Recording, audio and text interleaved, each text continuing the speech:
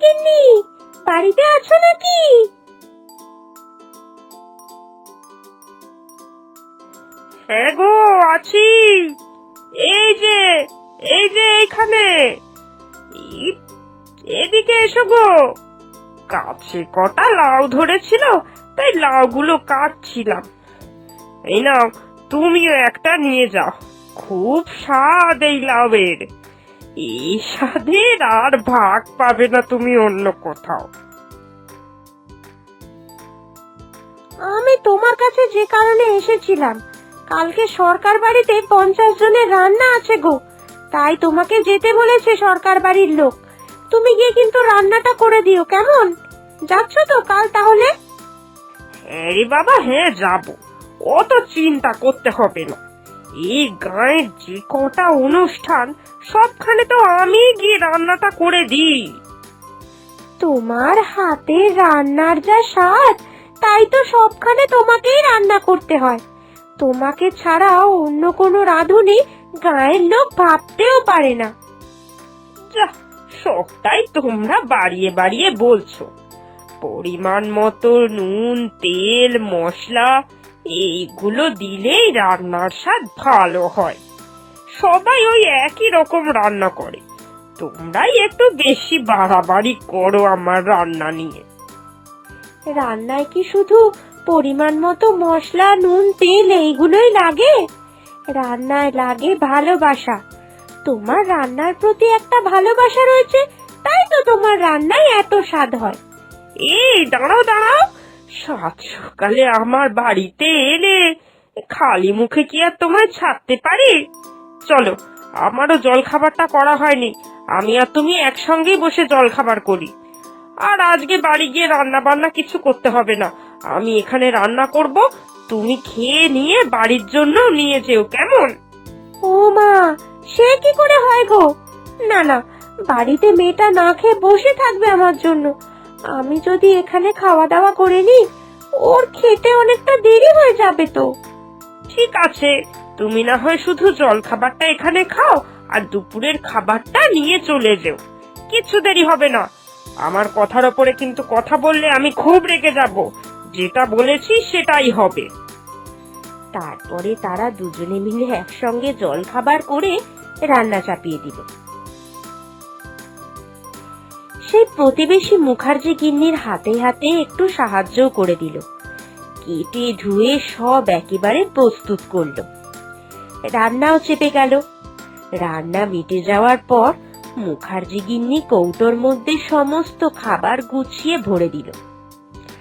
আর সেই প্রতিবেশী রওনা দিল খাবার নিয়ে নিজের বাড়িতে। বাবা, মুখার্জি কাকিমা এতগুলো রান্না পাঠিয়েছে। মানুষটার তুলনা হয় না। এই মানুষটার মন অনেক বড়। কখন কোথায় কি করতে হবে সেই দিকে সব জ্ঞান আছে। হ্যাঁ, তাই তো গ্রামের প্রত্যেকে মুখার্জি গিন্নিকে এত ভালোবাসে। নে নে, তুই খেয়ে নে।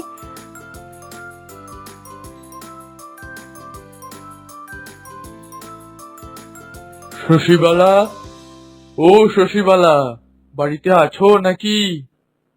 ও, তোমরা তো দেখছি খাবার দাবারের আয়োজন করছো। আমি কি তাহলে পরে আসবো নাকি? না না কর্তা মশাই, পরে আসবেন কেন? বলুন বলুন, কি হয়েছে? আমরা এই সবেমাত্র খেতে বসেছিলাম। কিছুক্ষণ পরে খেলে কিচ্ছু যাবে আসবে না। তুমি তো অনেক ছেলে মেয়েরই বিয়ে দিলে এই গ্রামে। ঘটকের কাজটা তুমি বেশ ভালোভাবে রপ্ত করে ফেলেছো। জানোই তো আমার একটাই মাত্র মেয়ে। দু চোখ ভরা স্বপ্ন নিয়ে এই মা মরা মেয়েটাকে আমি গড়ে তুলেছি। মেয়ে আমার এখন বিবাহযোগ্যা। এই কন্যা দায়গ্রস্ত বাবার যে কি চিন্তা! আপনার মেয়ের কি আর পাত্রের অভাব? রূপে গুণে সব দিক থেকেই সে একেবারে লক্ষ্মী ঠাকুর। পাত্রের অভাব না থাকলেও সুপাত্রের অভাব রয়েছেই বইকি। মেয়ে আমার বড্ড রকচটা, একটু কিছু হলেই রেগে যায়। ওই মেয়েকে যে কে বিয়ে করবে কে জানে। আমি আপনাকে ঠিক কিভাবে সাহায্য করতে পারি কর্তামশাই? আমি দুখানা পাত্র পছন্দ করেছি। তোমাকে একটুখানি বিচার বিবেচনা করে বলে দিতে হবে যে কে আমার মেয়ের জন্য সুপাত্র। তা তুমি কি একবার সন্ধ্যাবেলা আমার বাড়ি আসতে পারবে? আর শুধুমাত্র তুমি একা গেলে হবে না, মুখার্জি গিন্নিকেও সাথে নিয়ে আসতে হবে কিন্তু। পাত্ররা আসবে, তাদেরকে তো একটু ভালো মন্দ খাবার দাবারের আয়োজন করে দিতে হবে। ভালো মন্দ খাবার দাবারের আয়োজনের দায়িত্ব আমি মুখার্জি গিন্নিকে ছাড়া আর কাউকে দিতে পারবো না। ওরে বাবা, পাত্র নির্বাচন করা এ যে খুব কঠিন কাজ। আমি পাত্র পাত্রীদের মধ্যে দেখা সাক্ষাৎ করিয়ে দেওয়ার মাধ্যম মাত্র। সে সুপাত্র হবে না কুপাত্র এ আমি কি করে বলবো বলুন তো? এ যে খুব গুরু দায়িত্ব। হ্যাঁ গো, এই নিয়েই তো আমি চিন্তায় রয়েছি। কি যে করব কিছুই বুঝে উঠতে পারছি না। এই পাত্রের এই গুণ ভালো লাগে তো ওই পাত্রের ওই গুণ। তুমি পোক্ত মানুষ, সেই জন্যই তো তোমায় ডাকতে আসলাম। কোনো না শুনবো না কিন্তু।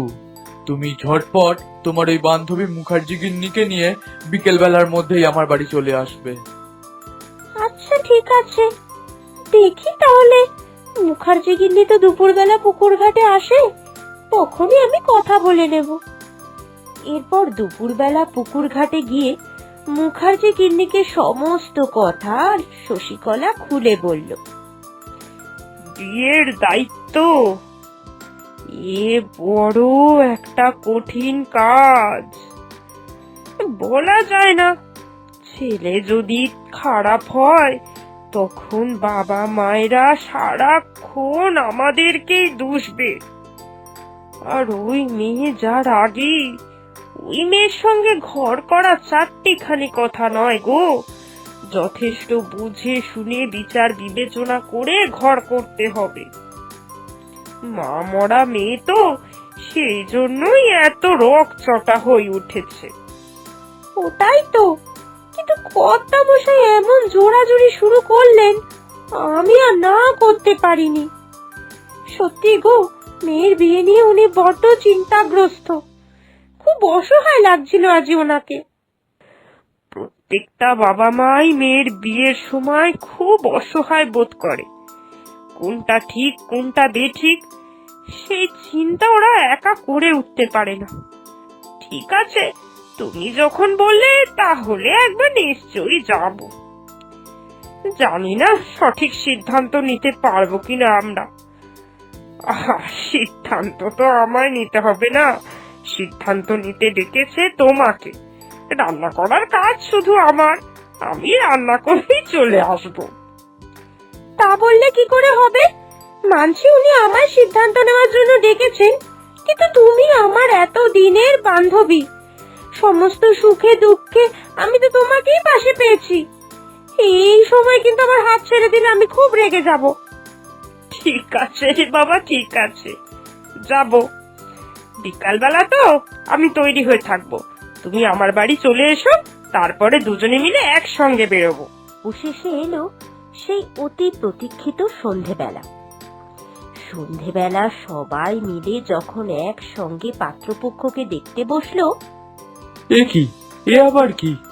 আমি তো জানি পাত্রের শুধু বাবাই রয়েছে, তাহলে এনারা দুজন কারা?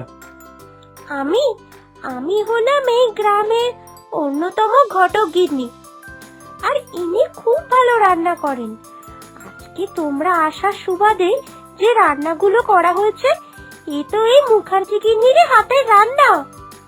ও, তার মানে কাজের লোক। তা পাত্র নির্বাচন করার স্থলে কাজের লোকের কি কাজ? মেসোমশাই, আপনার চিন্তাধারা যে এতটাও নিচু এটা যে আমি জানতাম না। আমি একজন অভিজাত বংশের ছেলে। যে কোনো পাত্রের বাবা মাই আমাকে জামাই হিসাবে পেতে চাইবে, কিন্তু আমার মেয়ে যে রক্তটা সেটা নিশ্চয়ই তোমার জানা আছে।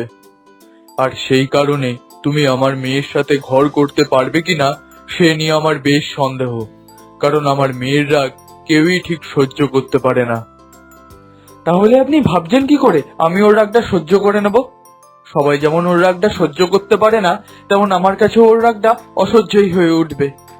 কিন্তু এটা নিয়ে আমার কাছে বিশেষ লেনা দেনা নেই। ও ওর মতো থাকবে, আমি আমার মতো।